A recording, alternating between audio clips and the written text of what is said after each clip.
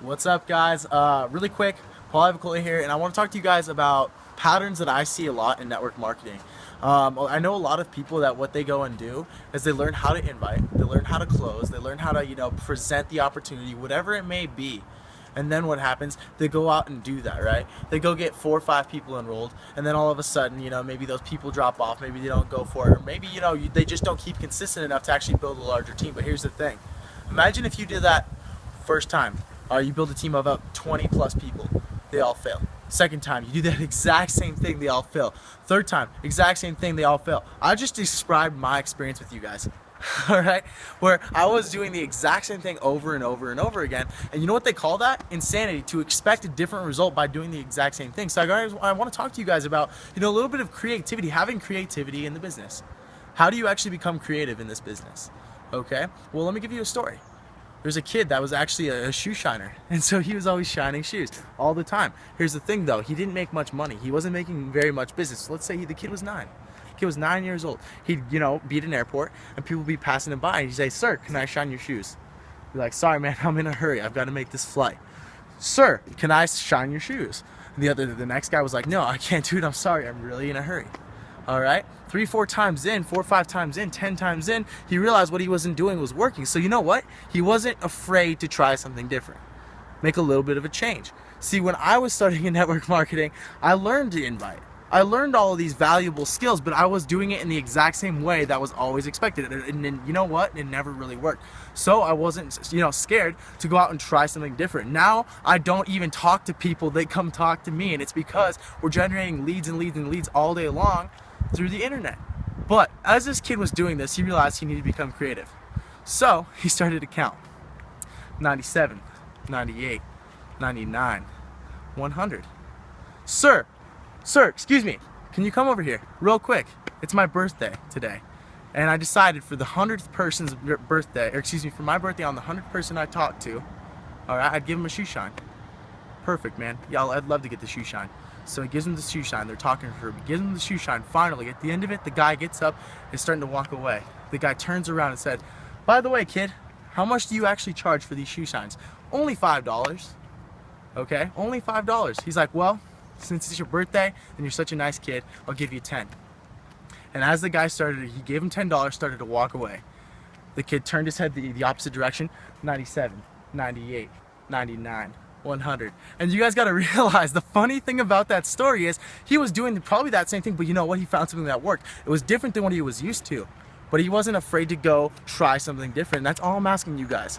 All right, if what you're doing right now isn't working, don't be afraid to try something different. I'm actually going to toss it off to Nick so he can give you a story about how, in the past 4 years, 5 years of his life, he was doing the same thing over and over and over again, you guys.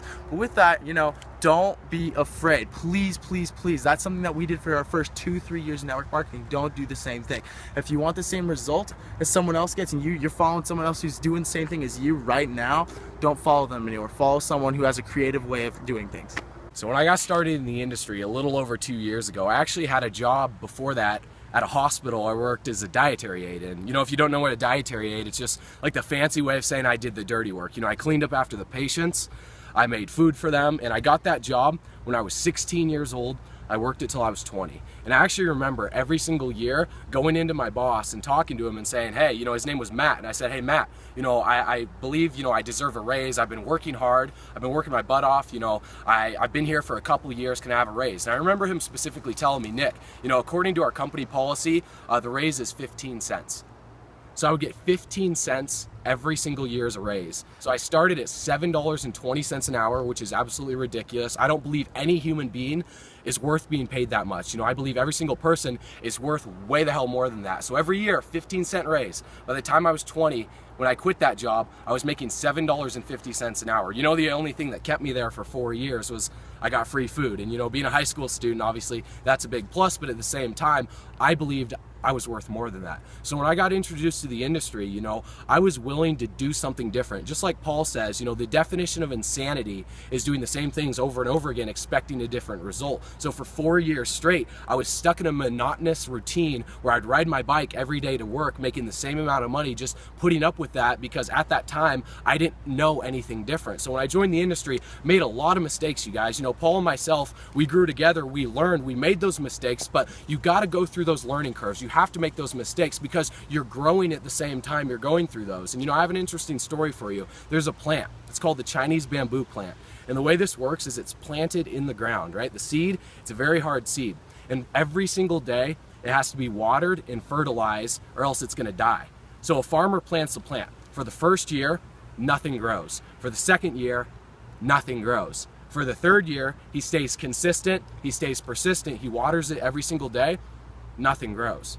Now for the fourth year, the farmer's thinking at this point, you know, maybe the season's got a hold of it, maybe the plant's dead, nothing's gonna grow, but he continuously waters it because he has a big vision of what he sees this plant turning into a massive tree, right? So he stays consistent, he waters it. For the fourth year, nothing grows.